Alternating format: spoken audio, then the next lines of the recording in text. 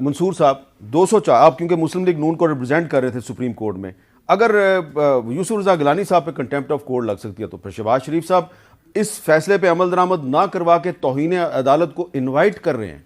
शहबाज शरीफ साहब ने तो इस फैसले पे अमल नहीं करना, इलेक्शन कमिश्नर ने करना है। नहीं करना है इलेक्शन पेज नंबर 9 पर इस तरह उनको बात कर लेना, पेज नंबर 9 पर किसको कहा है कि डेट देनी है? पेज नंबर 9 पे केपी के केस में गवर्नर साहब को कहा है और इधर वफाक के तो गवर्नर साहब का ताल्लुक पीडीएम से है। मैं अब और बात करता हूँ हामिद मीर साहब, मैं रेफर करना चाहता हूँ, जुबैरी साहब ने भी और खोसा साहब ने बात की। काजी फाइज ईसा साहब के रिव्यू के जजमेंट में जस्टिस मुनीब अख्तर साहब की ओपिनियन है, उनका नोट है उसमें। उसमें उन्होंने फरमाया था कि अगर कोई ऐसी प्रोसीडिंग्स हो जिसमें there are more than one judgments और ऑर्डर्स और शॉर्ट ऑर्डर्स, तो डिसीजन ऑफ द कोर्ट उस ऑर्डर को समझा जाएगा विच कमांड्स द मेजॉरिटी। जो 23 फरवरी का ऑर्डर है, इस बात पे हम अग्री कर सकते हैं सब कि वो रिकॉर्ड का हिस्सा है, इन्हीं प्रोसीडिंग्स का हिस्सा है। उस दिन पहली हेयरिंग हुई थी। जो जुबैरी साहब ने ऑर्डर ऑफ द बेंच पढ़ा तो वहां उन्होंने ये नहीं कहा जो खोसा साहब कह रहे थे कि मेंटेनेबल है। उन्होंने कहा कि ये 4 नोट आ गए और अब हम डिस्कशन हुई है और हम बेंच रिकॉन्स्टिट्यूट कर रहे हैं। तो एक प्रिजम्पशन ये क्यों नहीं हो सकती कि जस्टिस याया अफरीदी और जस्टिस अतर मिनल्ला को इसलिए नहीं शामिल किया गया क्योंकि वो ऑलरेडी डिसमिस कर चुके हैं। बट ये नहीं था कि उनका जो नोट है या वो रिकॉर्ड से हज़फ हो गया। अगर आपकी इंटरप्रिटेशन को दुरुस्त तस्लीम कर लिया जाए और तारड़ साहब को भी दुरुस्त तस्लीम कर लिया जाए, तो इसका मतलब है कि चीफ जस्टिस उमर अता बंदयाल साहब जो हैं उन्होंने माइनॉरिटी जजमेंट को मेजॉरिटी जजमेंट बना के पेश किया। नहीं, वो जो पहला पैराग्राफ पढ़ा है ना कि 3-2 से, देखिए वो तो उसके तो ऑथर जो है वन ऑफ द 3 जजेस है ना। हाँ। इसीलिए आपने वो जो मैंने आपको पेज 11 पे बताया कि उन्होंने कहा कि मैंने अपना सेपरेट ऑर्डर अटैच किया है। हाँ। नोट नहीं है, ऑर्डर है।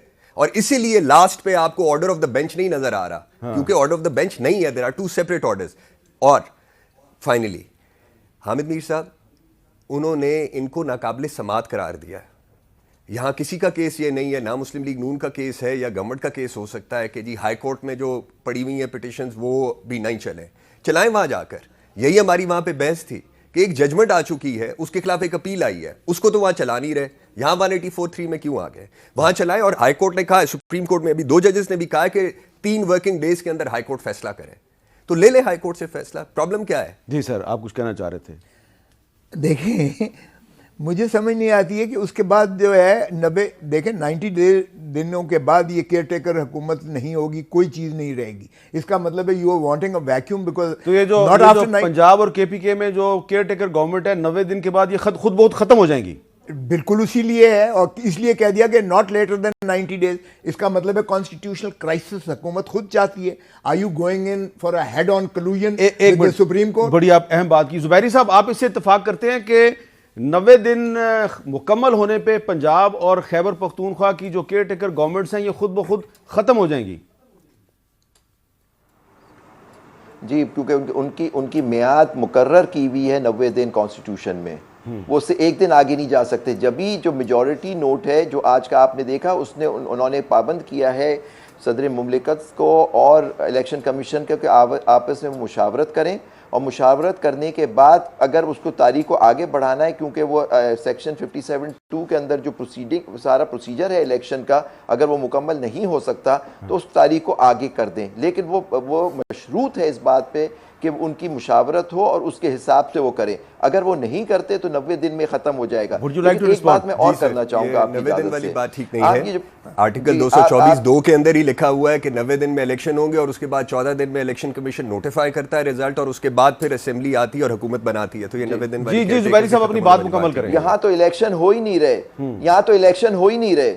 देखिए हामिद मीर साहब, यहाँ इलेक्शन तो हो ही नहीं रहे। वो इलेक्शन होंगे 224(2) में जो लिखा हुआ है कि इलेक्शन विद इन 90 डेज होंगे, यहाँ तो वो करा ही नहीं रहे 90 डेज के अंदर इलेक्शन। तो फिर 14 दिन कहां से आएगा? तो अगर आपकी पीरियड ही मियाद उसकी 90 दिन है तो आपके इलेक्शन होने के बाद वो 14 दिन है। उसके अगर नहीं होते इलेक्शन तो फिर क्या होगा? ये 14 दिन उनको फिर भी 14 दिन मिलेंगे उसके बाद। ये क्या बात हुई? ये बिल्कुल ये क्या लाख वाले 11 साल होंगे? मैं करना चाह रहा था, मैं ऐड कर दूं, यहां पे क्विकली ऐड कर दूं, क्विकली ऐड कर दूं। पाकिस्तान के हालात तो अल्हम्दुलिल्लाह फाइनेंशियल इतनी जल्दी ठीक नहीं होने वाले। 88 में जब असेंबलीज डिसॉल्व हुई थी, जनरल जियाउल हक ने की थी, तो आपको याद होगा हामिद मीर साहब इलेक्शन नवंबर में जाके हुए थे।